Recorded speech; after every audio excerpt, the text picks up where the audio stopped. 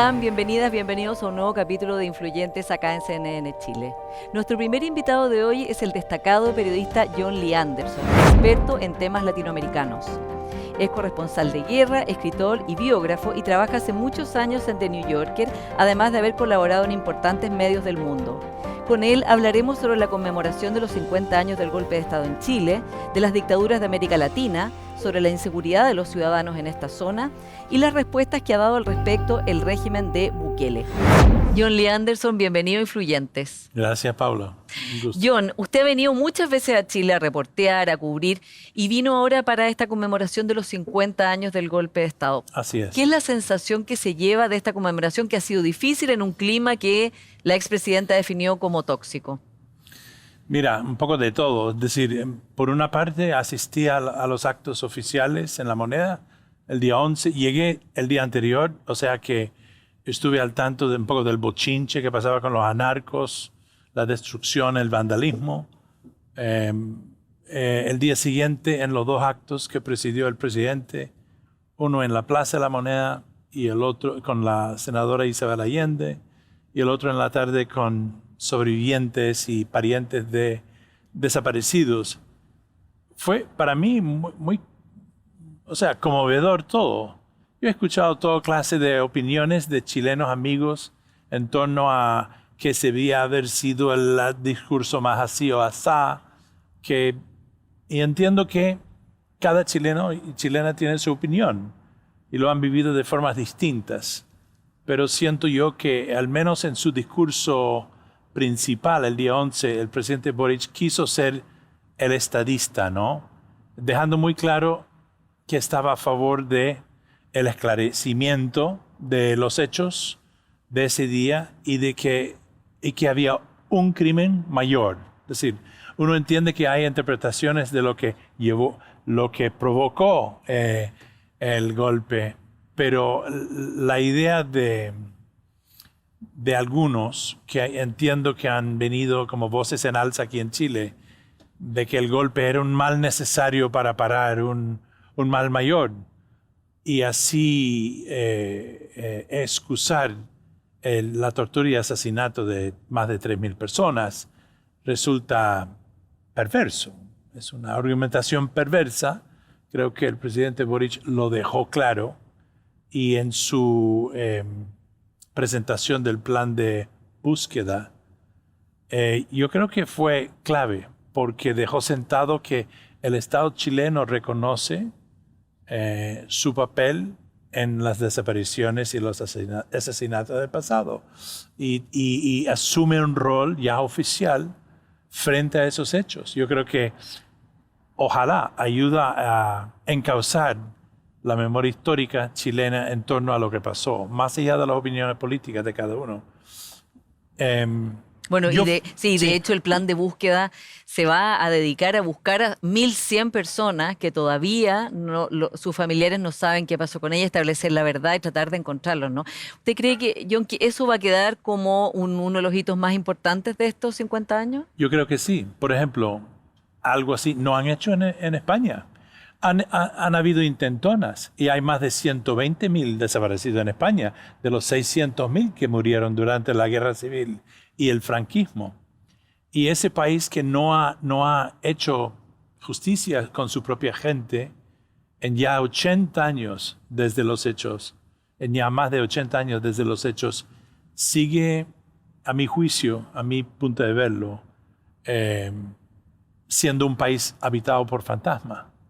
Y eso es muy triste. Triste verlo en un país democrático que tiene mucho de qué admirar, lo mismo que Chile. Sí. Y entonces, a propósito de eso también, le iba a decir, Paula, que yo vine invitado por la UDP justamente el día 12, el día después del aniversario, a participar en un seminario sobre democracia y memoria. Y todo esto fue el tema principal que entablamos ese día en diálogos, ¿no? Sí, y que fue muy interesante porque el punto era cuánta memoria, cuánto olvido, ¿no? Y el tema que se debatió ahí, que fue un tema polémico, ¿no? Es como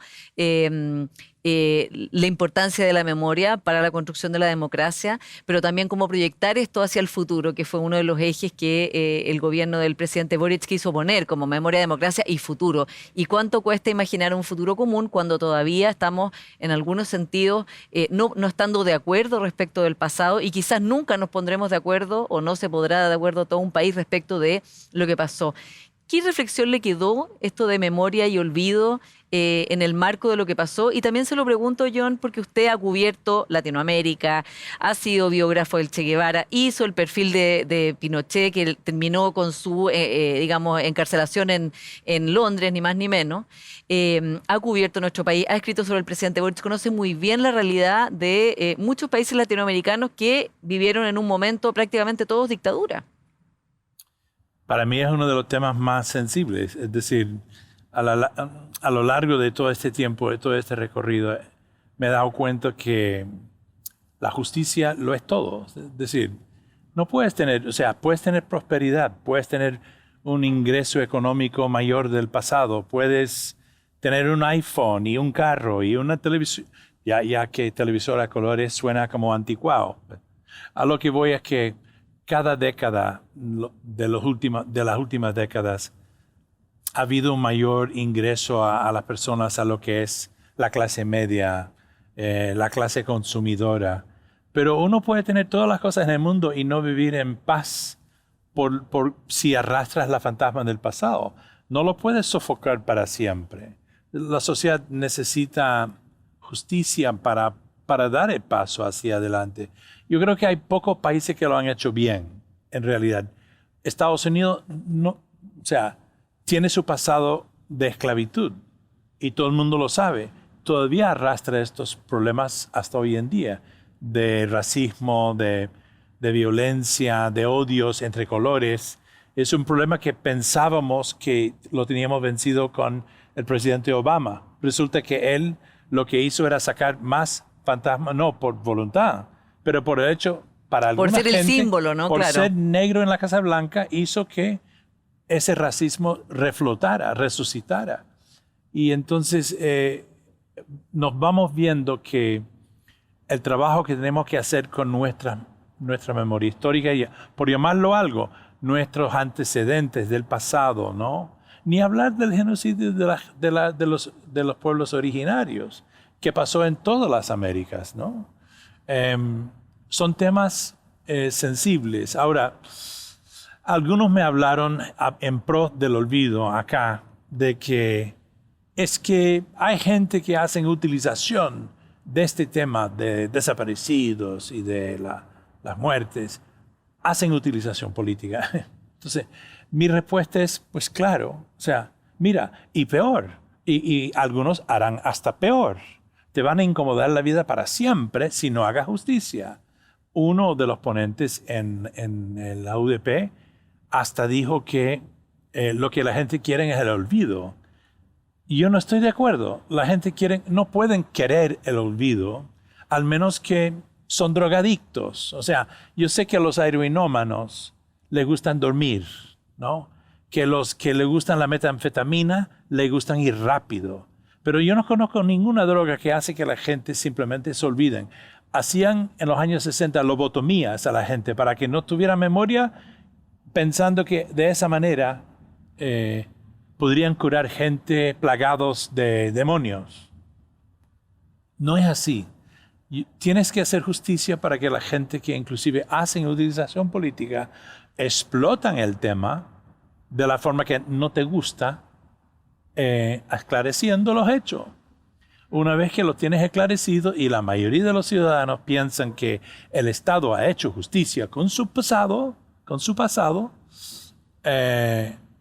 la sociedad en conjunto puede marchar hacia adelante y eventualmente algunos lo pueden dejar cada cual en el sitio, qué sé yo, en el cementerio, en el cuadro de la abuela desaparecida en el pasillo de la casa, que en el momento de memoria de cada uno, pero Claro, hacer el duelo, por lo menos ir tratando de completar pero ese hay duelo, que ¿no? reconocerlos. No Sí. puedes dejar la gente tirada en cunetas y recubiertas y dejadas ahí por su victimario. Punto. Si no lo haces en los crímenes comunes, ¿cómo lo vas a hacer en los crímenes políticos? John, ¿y cómo ve usted el hecho de que en estos 50 años, algo que no había pasado ni en los 30, en la conmemoración de los 30, ni de los 40, haya vuelto a emergir la figura de Pinochet? Una figura que, como decíamos, usted conoce muy bien porque lo entrevistó largamente en Londres y le hizo un perfil en el New Yorker que gatilló lo que sabemos después, ¿no? Su arresto. Por ejemplo, en el hecho de que el consejero republicano, el más votado consejero republicano, haya dicho que consideraba que Pinochet era un gran estadista, cosa que no había dicho la derecha en décadas, digamos. O sea, pensemos que la última vez, en los 40 años que le tocaron al expresidente Piñera, él lo que habló fue de la responsabilidad de los cómplices pasivos civiles respecto de los crímenes de la dictadura, ¿no? Y ahora viene esta involución. ¿Usted cómo ve digamos, esta figura que vuelve del pasado y que resulta muy difícil de avanzar si va emergiendo en discursos que legitiman su actuar? Sí, creo que es preocupante. Y creo que es un gran error moral y es una falta moral sugerir que él fue un gran estadista. Es como decir, tomando otro caso, por ejemplo, podríamos decir entonces que Hitler, por el hecho de que construyó autobahns, es decir, estas famosas carreteras rápidas, y industrializó en gran escala a Alemania, era un buen constructor de la modernidad en Alemania. Pues apartándolo de lo demás que hizo, lo podrías decir. A Mussolini también. Famosamente los viejos italianos nostálgicos del fascismo siempre decían como un cliché que en la época de Mussolini los trenes siempre llegaron a la hora, al minuto. Pero a la misma vez estaban deportando judíos a los campamentos de exterminio y en Alemania ni hablar. Y al final, Alemania quedó en cenizas gracias a Hitler. O sea, Chile no sufrió la misma envergadura de consecuencias, pero de su manera sí. Esto a 50 años sigue siendo una sociedad sensible, civilizada, atormentada en gran medida por lo que pasó. No se conoce otro golpe de Estado en la modernidad en donde el comandante en jefe de las Fuerzas Armadas ordena el bombardeo del Palacio Presidencial, en donde el presidente se siente en la necesidad de suicidarse y que a partir de ahí empiezan el asesinato selectivo y masivo de los ciudadanos en el país. Es muy brutal. Únicamente puede compararse, creo yo, con lo que hizo Franco en España. Y yo he escuchado los mismos discursos de Vox, este partido ultranacionalista que menos mal se ha quedado arrinconado ya en España, no sé si muerto del todo, pero que también empiezan a hablar de lo que hizo el general Franco, que no sé qué, que no sé cuánto, que los llevó de la época del cavernícola y del comunismo a la modernidad. Bueno, hasta hoy en día hay más de 120,000, repito, desaparecidos en España. Él siguió con los fusilamientos 20 años después del final de la Guerra Civil. Los españoles hoy en día todavía no se cuajan de que ellos fueron la antesala del Holocausto. O sea, no fue solamente Franco que guerrió contra la República en España. Tuvo la asistencia de decenas de miles de militares italianos y nazis. Y ahí estrenaron lo que era la Segunda Guerra Mundial. Hasta hoy en día los españoles no se dan cuenta, por tener un pacto de olvido con que vino la democracia después, de que ellos tienen una responsabilidad moral para lo que pasó después en el resto de Europa. Sí. Y algo parecido quiso replicar aquí, muy parecido, quiso emular Pinochet a Franco. De hecho, fue el único jefe de Estado que asistió al funeral en el año 75. Intentó arreglar, cuando se tuvo que ir, una democracia atenuada que él controlaría a través de esta creación de senadores vitalicios. No le funcionó porque cayó en desgracia. Pero no sé, yo creo que la sociedad tenemos que mirarnos en los espejos. Sí. Los estadounidenses, mis paisanos, se tienen que mirar siempre en el espejo por su pasado por lo que hicieron, yo creo que a los pueblos originarios, en su expansión. Sí. Y por lo que hicieron en los países latinoamericanos, por ejemplo, en la responsabilidad en el golpe de Estado, ¿no? Eso le quería preguntar Sí. yo en sus reflexiones. Justamente esta semana el presidente Boric en Naciones Unidas se refirió, ¿no?, a la intervención norteamericana en el golpe de Estado, incluso antes. ¿Cuál es su reflexión sobre esa responsabilidad histórica que, por supuesto, no se puede soslayar y que fue fundamental? Mira, estoy de acuerdo con el presidente Boric. Yo, como norteamericano, me siento rabia y vergüenza por lo que hizo el gobierno norteamericano de la época. Y creo que ya sabemos lo que pasó. Sabemos el papel de Kissinger, de la CIA. Ha habido archivos desclasificados. Sabemos más o menos qué fue la involucración del Estado norteamericano en la conspiración contra Salvador Allende y demás. Es más, en lo que pasó después de que Pinochet llegó al poder, la Operación Cóndor y un recrudecimiento del terror en toda la región durante años. Yo creo que el presidente Boric, tengo entendido que él hizo un gesto, él hizo una gestión con el presidente Biden meses antes, para ver si el presidente Biden fuera capaz de ofrecer una disculpa en público. Y no lo hizo, no lo ha hecho. ¿Debió haberlo hecho el Yo presidente creo que Biden? sí, debía haberlo hecho. Así como Clinton en su día pidió disculpas por la esclavitud del siglo anterior, yo creo que estos son gestos simbólicos importantes en que la que preside el país, el poder político en nombre del Estado, habla claro en torno al pasado. Y a partir de ahí sí se puede hacer, quizás no borrón y cuenta nueva, al menos establecer un nuevo umbral moral. Y yo creo que hubiera sido muy bueno para este gobierno y para Chile y para Estados Unidos si lo habrían hecho. Sí. Hablemos del presidente Boric porque usted hizo un perfil de él antes cuando era presidente electo, ¿no? También en el New Yorker, en que daba cuenta de esta figura emergente de una nueva izquierda latinoamericana con características propias y con toda la energía de esta nueva generación. Y bueno, ha pasado ya su segundo año de gobierno, tiene una popularidad de alrededor del 30%. Esa cantidad de votación mayoritaria que sacó la ha ido perdiendo y le está costando mucho sacar adelante su reforma. ¿Cómo ve usted a esta figura ya, como decimos en Chile, con guitarra, instalada en el poder? Sí, bueno, yo creo que hay dos lecturas. Hay una lectura desde el interior, ¿no?, que es obvio, de su quehacer y su papel jugado hasta ahora como presidente de Chile en Chile. Y se ve que han habido tropiezos, han habido errores. Yo creo que ninguno hecho con maldad o por maldad, a diferencia, qué sé yo, del reciente presidente de Estados Unidos, Trump. Y creo que uno reconoce la maldad y en el otro la bondad, posiblemente.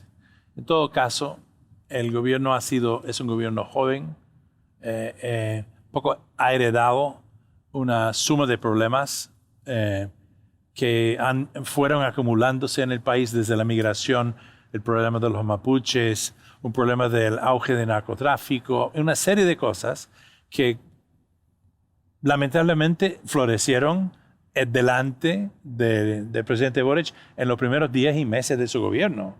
Y eso es algo, pues, es la suerte de la historia. También está la consecuencia de la pandemia, supongo, la inflación económica. No lo ha tenido fácil y uno entiende que por eso mismo hubo una pérdida de popularidad. Ojalá tiene tiempo de volver a ganarlo. Vamos a ver, sigue siendo un presidente joven y un gobierno joven. Hay que darle un chance. Yo creo que no tuvo una luna de miel. Tiene una coalición difícil también. Sí, ¿cómo ve usted esa coalición que, bueno, es el Frente Amplio? La coalición original es el Frente Amplio con el Partido Comunista y luego está la coalición de Socialismo Democrático con partidos de la exconcertación que evidentemente han tomado un papel más importante después del plebiscito en que se rechazó el proceso constitucional anterior. Sí, y obvio, o sea, su gran derrota ha sido la pérdida del plebiscito, ¿no? y en que la derecha ha tomado ese vacío, lo han tomado ellos. Se han empoderado a partir de la derrota del plebiscito. Yo creo que mucha gente olvidan de que él firmó el pacto que llevó al plebiscito en aras de pacificar la calle, cosa que se logró. O sea, hubo un paso previo positivo. O sea, el plebiscito como tal, la constituyente como tal, quizás fue rocambolesca y terminó en desastre, y ahora está en manos de la derecha, lo cual pues va a tener sus consecuencias, va a tener su salidero, vamos a ver.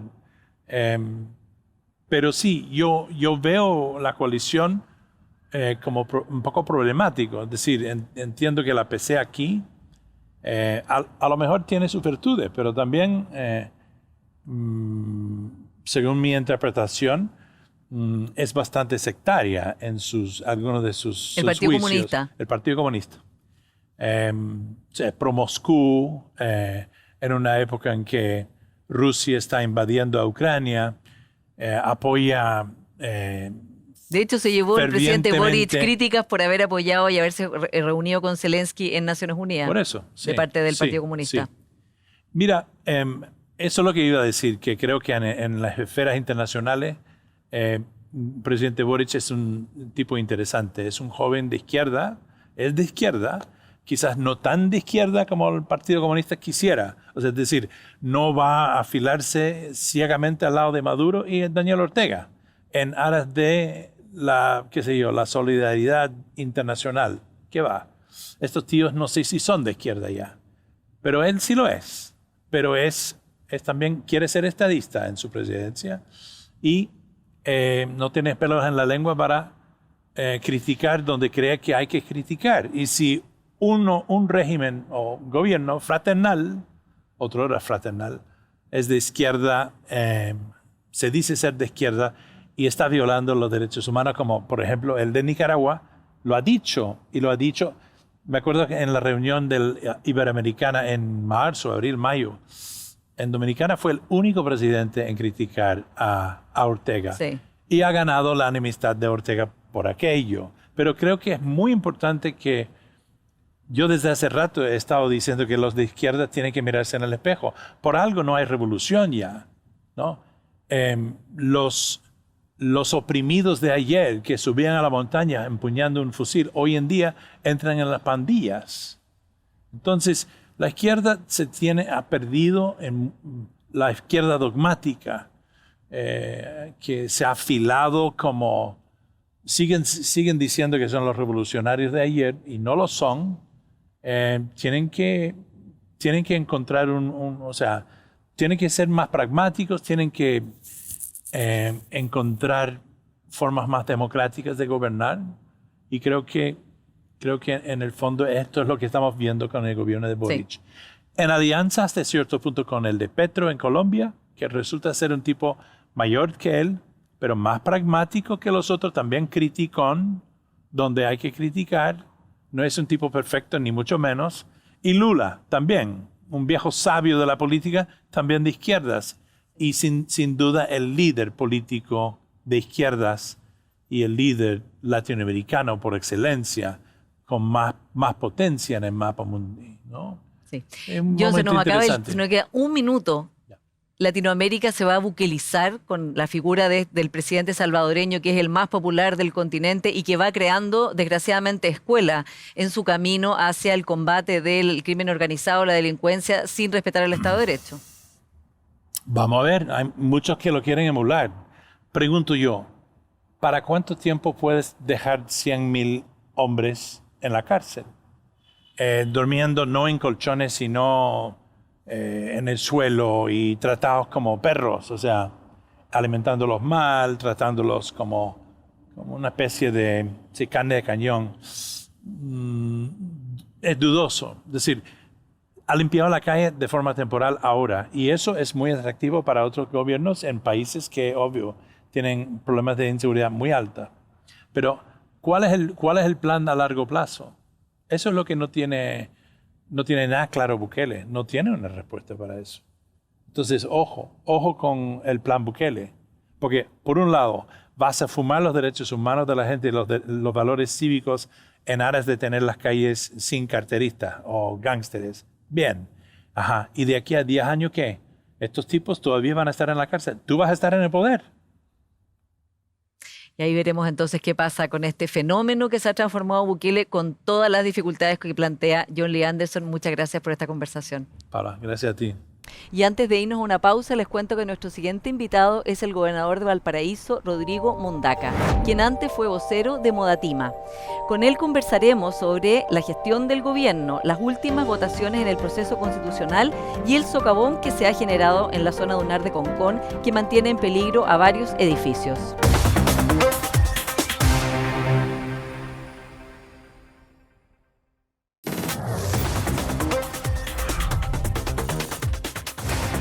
Gobernador Mundaca, bienvenido a Influyentes. Muchas gracias, Paula, por invitarme. Vamos a partir, gobernador, con uno de los problemas más serios que tiene su región, que son los socavones en Viña, Concón, camino entre Reñaca y Concón, y que además se está expandiendo esto porque hay 3 edificios ya evacuados, pero se agrega dudas, preguntas de otros edificios. ¿Cómo está viendo usted esta situación que tiene tan preocupado a los vecinos de Concón y de Viña? O sea, yo creo que aquí hay un problema que es estructural, y ese problema que es estructural dice relación con que jamás debieron haberse desarrollado proyectos inmobiliarios sobre ecosistemas que están absolutamente fragilizados, como ocurre con el campo dunar al cual usted hace mención. Y cuando digo que hay problemas estructurales, hoy día Chile tiene una ley general de urbanismo y construcción que data del año 1978. Una ley general de urbanismo y construcción que ha priorizado una mirada muy urbanística del territorio en detrimento de la protección ambiental y de la protección de los ecosistemas fragilizados como los que existen en nuestro territorio y particularmente en el campo dunar. Sí. Ahora, evidentemente es una situación que ha ido creciendo con el paso del tiempo. La primera señal fue el día 10 de agosto de este año, cuando vinieron los primeros indicios de socavón en Kandinsky, que después colapsa el día 26 de agosto. Un proyecto inmobiliario también, para ser muy preciso, que son básicamente segundas viviendas, departamentos del orden de 550, 600 millones de pesos, 300 lucas también de gastos comunes. Segundas viviendas, que colapsa también porque el colector de aguas lluvias fue diseñado en el 2005 con una determinada carga de personas y el año 2017 yo diría que esa carga de personas se cuadruplica. Ahora, evidentemente, estos comentarios dicen relación básicamente con los efectos que provocó el socavón provocado precisamente por las intensas precipitaciones. Y a renglón seguido lo que ocurre en Miramar, la Torre A, la Torre B y Santorini, donde tenemos una pluviometría de 41 milímetros en una noche de muchísima intensidad y que termina por horadar el campo dunar, significa finalmente, como tú bien señalas, la evacuación de Kandinsky, Miramar, A y B y Santorini. Pero el problema, yo diría que aquí hay problemas de fondo, y los problemas de fondo dicen relación precisamente con que desarrollos de esta naturaleza no se pueden hacer sobre ecosistemas fragilizados. Hoy día se necesita urgentemente una ley general de urbanismo y construcción que ponga en la centralidad precisamente no solo la mirada urbanística, sino que también la protección del medio ambiente. Y por cierto que aquí también hay una mirada del territorio y una planificación del territorio que no se condice precisamente con las particularidades propias de los territorios. Exacto, y que va más, con el cambio climático todas estas precipitaciones van a digamos, desgraciadamente van a ser eventualidades que pueden pasar, digamos, muy seguido. Pero quiero ir antes de ver qué pasó ahí, por qué se construyó ahí, ¿a qué se hace ahora? ¿Usted cree que esos edificios finalmente va a haber que demolerlos? Es una buena pregunta, me la han hecho varias veces. A ver, mira, vayamos de lo simple a lo complejo. Hoy día la responsabilidad de qué va a ocurrir con los edificios está anidada fundamentalmente en la autoridad comunal, que es la alcaldesa Macarena Ripamonti. Hoy día muchos dicen de que hay que declarar la inhabitabilidad, que hay que prohibir la edificación de desarrollo inmobiliario de estas características en ese territorio. Y la verdad que hay varias inexactitudes. Yo hablé hoy día en la mañana con la alcaldesa Ripamonti y ella tiene la prerrogativa de promulgar permisos de edificación. Pero la promulgación o no promulgación de permisos de edificación no es una facultad privativa solo de la alcaldesa. Claro, no es automático, no es que ella decida no se construye más y no se construya. No es un rey, no es un rey, no es claro. Sino que ella lo que tiene que hacer, o sea, lo que ella ya está haciendo, el municipio de Viña del Mar, se requiere de un estudio que está realizando Cernagiomín. Ese estudio se le entrega al Serviu y el serbio se pronuncia a propósito del estudio que se entrega y se prohíbe la edificación de desarrollos inmobiliarios durante 3 meses. Y si tú quieres reactivar esa condición, tienes que volver a presentar un segundo estudio. Pero, ¿qué piensa usted como autoridad de la región, autoridad máxima, respecto de esos edificios? ¿Serán habitables? ¿Es criterioso pensar que vuelvan a ser habitados? ¿Y son candidatos a la demolición más o menos probable, cree usted? Mira, hay un antecedente que también la prensa poco lo ha recogido, y es que el año 2019 hubo un movimiento socioambiental que se titula Duna Viva, presentó un requerimiento judicial ante la Corte Suprema a propósito de que desarrollos inmobiliarios de estas características deberían pasar obligatoriamente por los servicios de evaluación de impacto ambiental. Ya hay un precedente jurídico que se sienta a partir del 2019. Cuando tú visitas el sector Kandinsky, Miramar, Santorini, detrás de Miramar hay desarrollos inmobiliarios que quedaron a medio construir a propósito del fallo judicial que sienta el presidente del 2019 de que deben de pasar necesariamente por los servicios de evaluación de impacto ambiental. Dicho esto, hoy día, si se declara la inhabitabilidad de esos edificios, tanto en Miramar como en Kandinsky, como en Santorini, se declaran completamente inhabitables, la pregunta que habría que hacer es, ¿quedan en pie? ¿Y quedan en pie con qué propósito? ¿Se van a convertir en casa ocupa, departamento ocupa? Porque si quedan en pie, la peligrosidad se mantiene. Exactamente. O sea, se mantiene, y es como de sentido común pensar de que si se declara la inhabitabilidad de aquellos edificios, simple y llanamente, si hay que demoler, hay que demoler. Ahora, ¿es brutal lo que digo? Probablemente, y creo que hay que decirlo, pero también, sin duda, que hay compensaciones de por medio. O sea, aquí hay una responsabilidad del Estado, claro. Hay una responsabilidad, sin duda, del Ministerio de... Primero, vayamos como de lo más simple a lo más complejo. Eso le iba a preguntar, gobernador, porque usted ha dicho acá las personas que son responsables, las autoridades responsables tienen que ir a los tribunales. Pero ¿quién, a su juicio, qué convicción se ha hecho usted de quién tiene responsabilidad acá que tenga que enfrentar sin duda que el director de Obras Municipales, que lleva 41 años en el municipio, 41 años en el municipio, el director de Obras Municipales. Los directores de Obras Municipales, Paula, responden básicamente al serbio. Julio Ventura. Sí, que él dice además que están todos los permisos al día, que esto opera de acuerdo a la legalidad, o sea, operó de acuerdo a la legalidad vigente, claro. Y que no hay ningún problema en el trabajo que ha hecho él. O sea, hoy día todo el mundo dice, bueno, Kandinsky no pasó por los servicios de evaluación de impacto ambiental del 2005 cuando se construyó. Efectivamente, no estaba el precedente jurídico que se sienta el 2019. Ahora todo el mundo comprenderá, y con un mínimo de sentido común, que hoy día construir edificios sobre un campo dunal, la verdad que es bastante improbable de que se puedan mantener esos edificios, ¿no? Jugaste en la arena cuando chica, ¿no? Yo también jugué en la arena. ¿Se te habría ocurrido construir un edificio en la arena? Bueno, y de hecho que el camino entre Reñaca y Concón... Obvio. Ahora, con respecto a la pregunta que me hace, con respecto a las responsabilidades, sin duda que hay una responsabilidad que data del 2005, el DOM, cuando autoriza precisamente la edificación de Kandinsky, la autoridad de turno era Reginato. Sin duda ¿Ella tiene responsabilidad? O sea, ella era la jefa comunal de Viña del Mar en ese tiempo. Sin duda que hay una responsabilidad que incluso la propia ministra actual de Obras Públicas ha reconocido, que hay una responsabilidad del Ministerio de Obras Públicas. ¿Usted ha sido crítico con la ministra Jessica López? ¿Por qué? Porque yo creo que la ministra Jessica López en este tema en particular ha sido bien inexacta. Ahora, las últimas declaraciones de ella señalaron de que ella dice jamás debieron haberse construido 40 torres en un ecosistema fragilizado, pero no lo dijo al principio.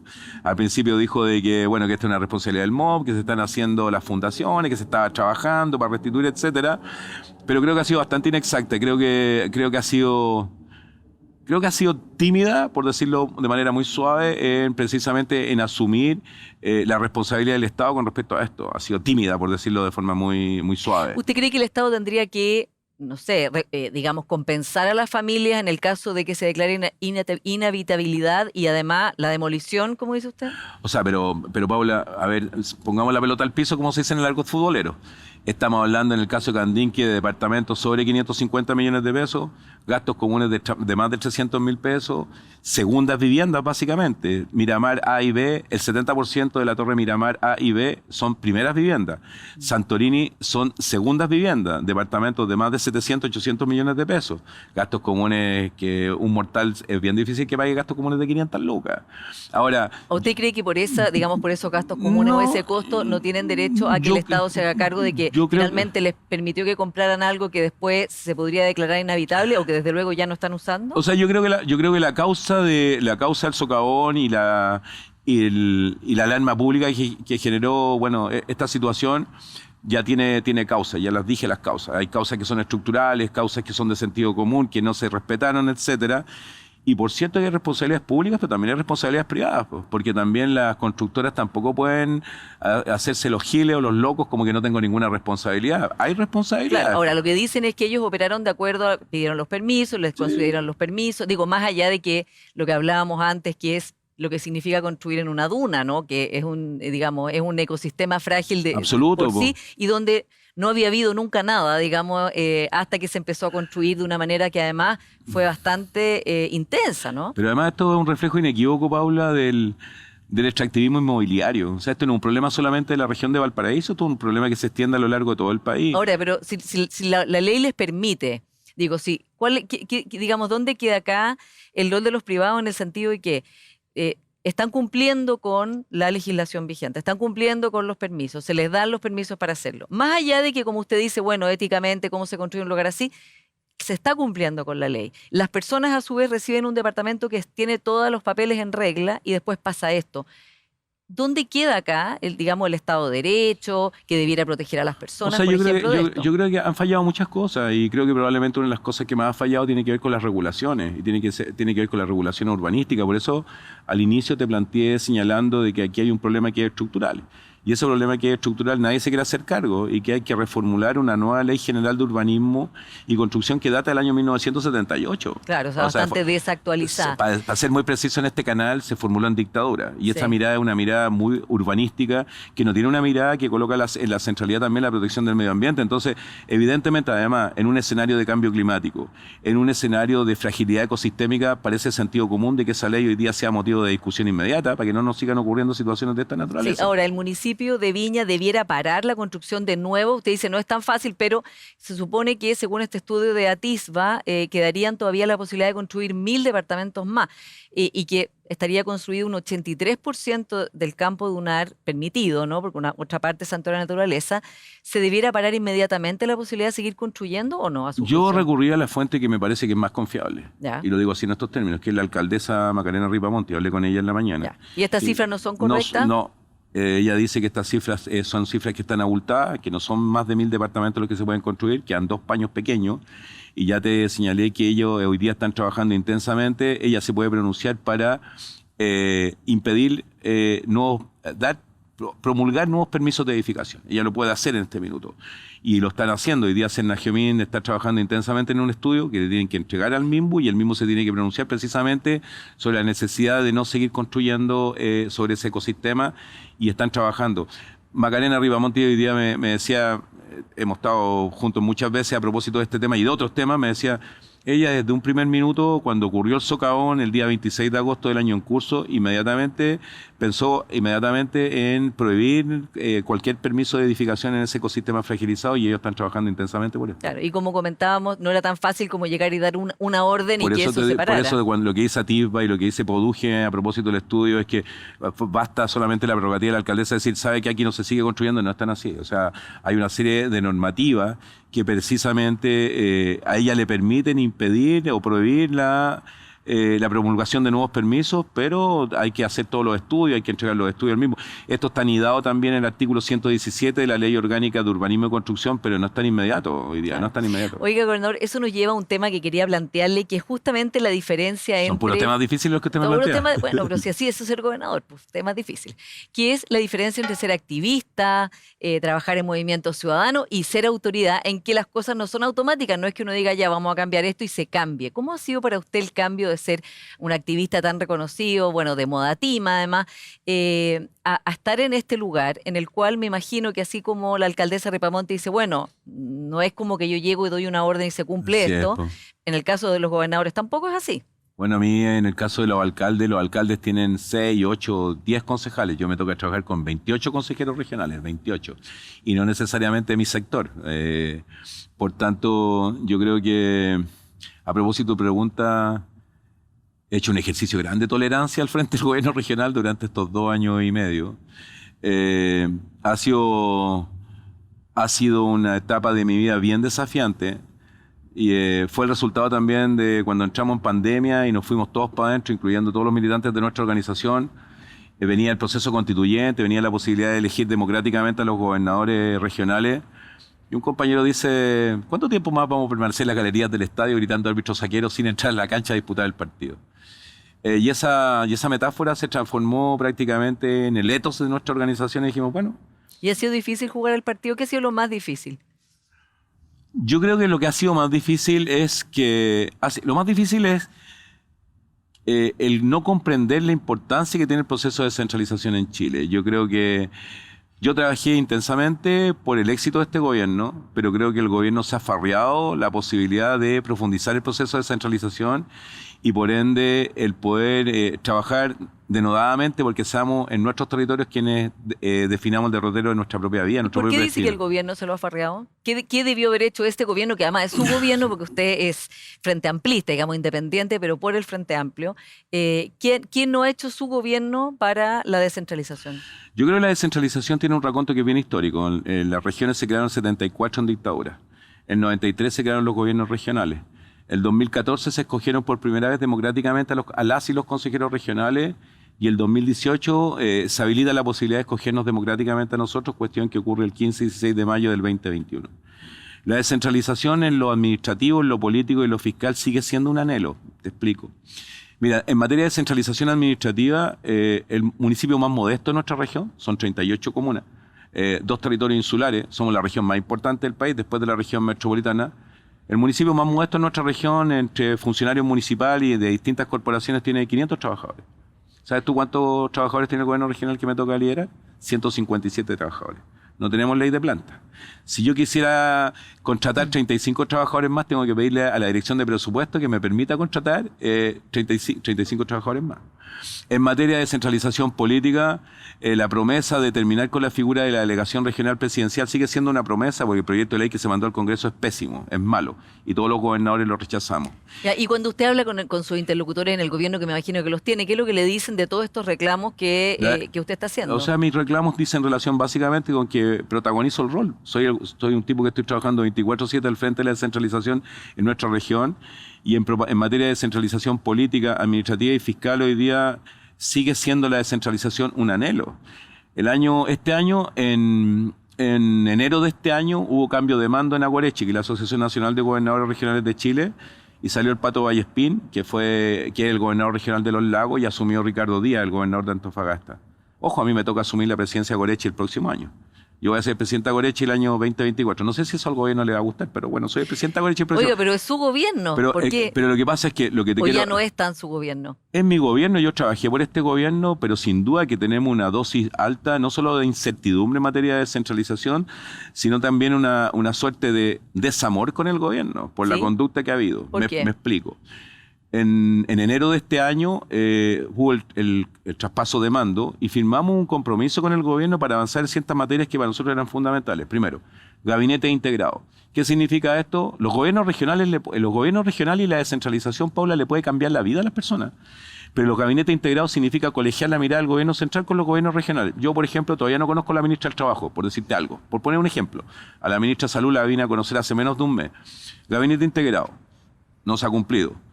Terminar con la figura de la delegación regional presidencial. Algo que lo han pedido todos los gobernadores. Lo hemos pedido todos los gobernadores. Tampoco se ha cumplido. Descentralización en lo fiscal. Tampoco se ha cumplido.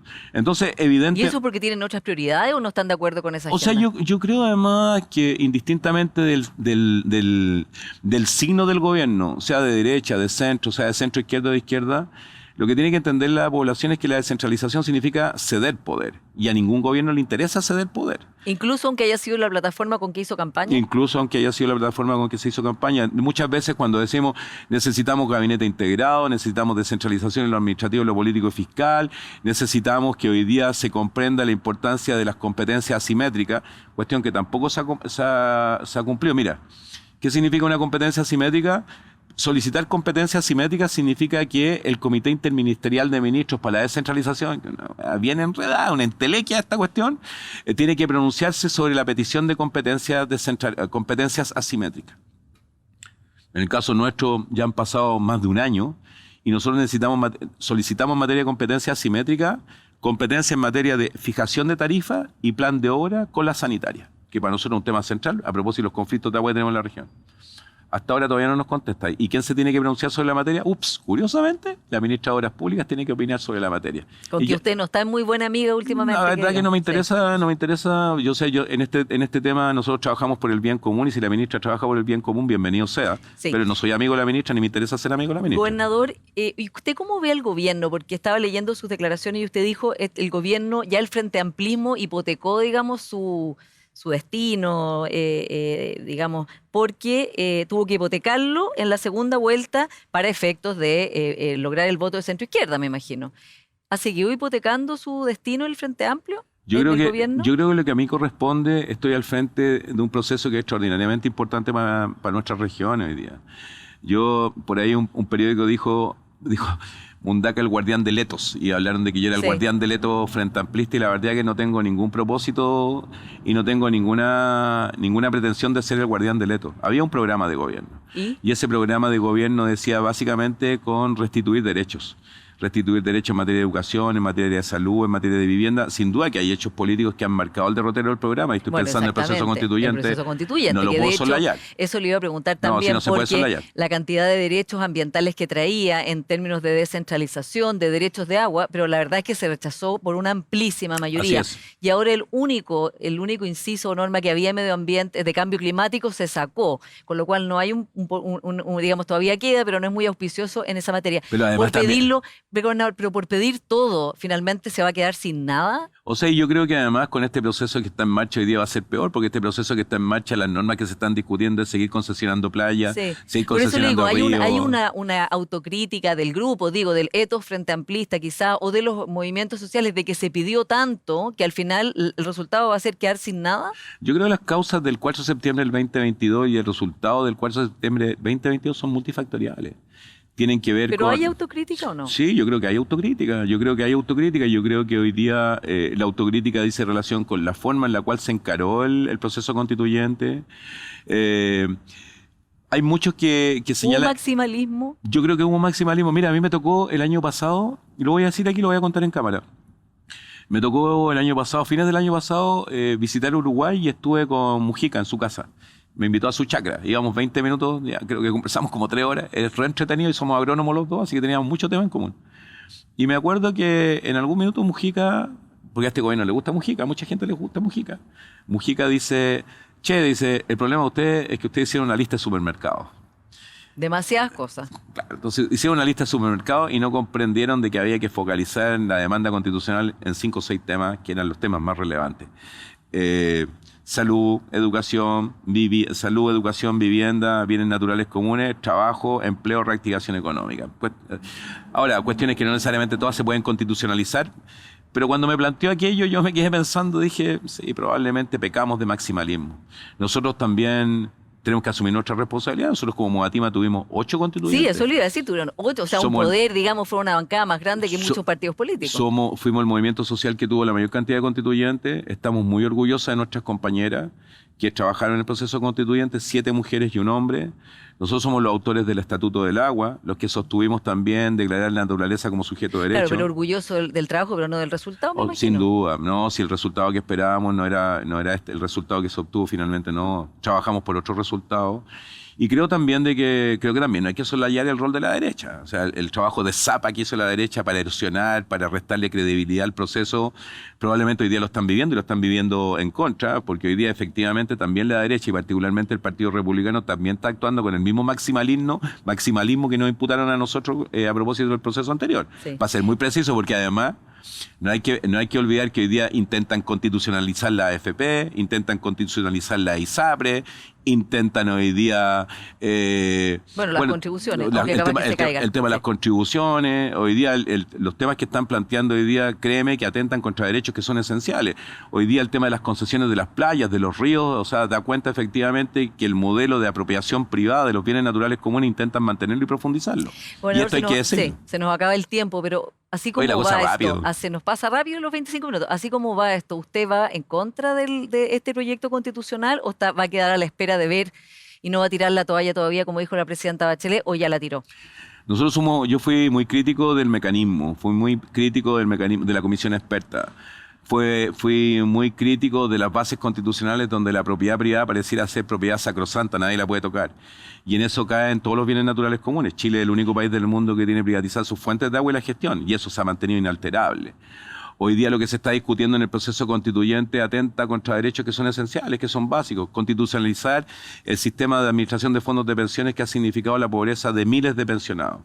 Constitucionalizar la ISAPRE y seguir haciendo de la salud Pero un en negocio. resumen, ¿usted va en contra entonces? ¿Ya se hizo la idea de esto? ¿Ya tiene su decisión tomada? Soy parte del 57% que hoy día está rechazando este proceso constituyente. Ya. ¿Y hay posibilidad de que cambie o más o menos ya esto es? No le creo a los republicanos. Gobernador Mundaca, muchas gracias por esta conversación. Usted Muy también. influyente. Y a ustedes, como siempre, muchas gracias por su sintonía de hoy y nos vemos el próximo domingo.